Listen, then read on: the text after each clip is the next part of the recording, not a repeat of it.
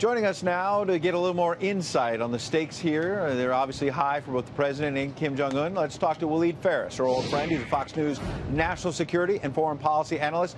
Walid, you have been such a sharp analyst of all of these fast-moving events, and a lot of us have been trying over the last hour as we've been having these conversations to discern what is the motive of Kim Jong Un. Why does he want to come to the table right now? And you have some thoughts on that.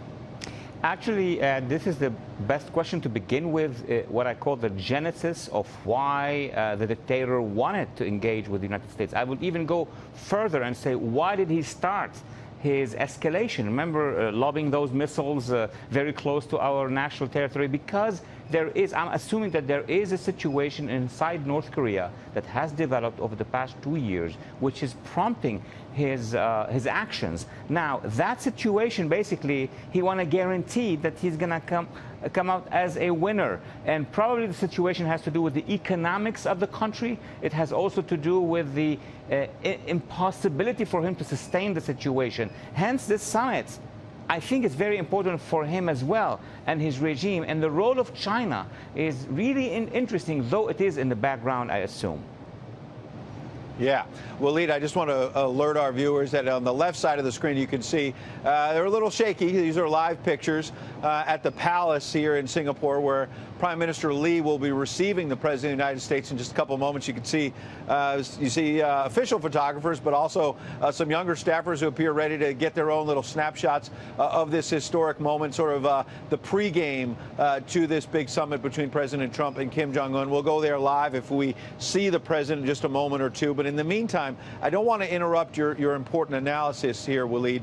So are you saying, I know that we don't have a clear answer, but are you discerning that maybe there's intelligence about a possible coup attempts? Is it just economic problems, Kim Jong Un running out of cash? Again, without speculating, what's your sense of when you say you're sort of tantalizing us with the idea that something big has been happening inside the borders of North Korea over the last 2 years? It may not be explosive in the sense of a coup or divisions. It could be simply what social scientists would call a collapse of civil society.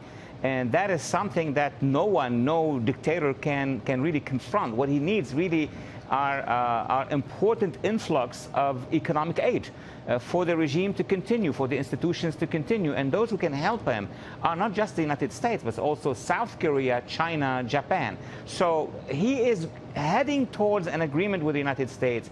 The negotiations, and what I heard from the president over the past 2 hours, his realism that we're going to expect is not an immediate overnight change, but a roadmap to that change. That's what I believe is going to be the aim of the negotiation between the two parties. Well, Lee, let's talk about that roadmap, because as you know better than anyone, how you define denuclearization could be far different definitions from the North Korean side and from the U.S. side. If you were advising this president, what would you think he should be getting from these talks? Is it fruitful? Is it worth all of this effort if Kim Jong Un says over 5, 6, 7 years he's going to denuclearize? I am not sure if he's going to be putting some time frame, over the next 48 hours. But if he comes out, that's the North Korean leadership, if they come up with a principle of, yes, we agree on denuclearization, yes, we agree on a peace deal, that's the most important, with South Korea, yes, we agree that we're going to have a non-belligerent treaty with the United States, that would be already a victory. Now, what would they get in return for that? A plan, an economic plan. I don't want to call it a Marshall Plan, but something like that. And the guarantor here is most likely going to be China. And do you think, let's talk about China, let's talk about Singapore, which is the site of this summit. Many say it's because Singapore, as a host, can provide the proper security. They're also basically Switzerland of Asia. They don't pick sides. And they do have diplomatic relations with North Korea, one of the few countries that does. But also with Kim Jong Un taking now his longest trip, foreign trip as chairman. And we could see someone standing at attention as if the president may arrive, so we're keeping an eye on that. Is there a sense that that perhaps Kim Jong Un, being in a country like Singapore, so rich in all of the international commerce here, does this give him a look at what the future of North Korea could be? That's a very other good question, or even remark. Singapore is a representative by excellence of what would be an Asian success economically.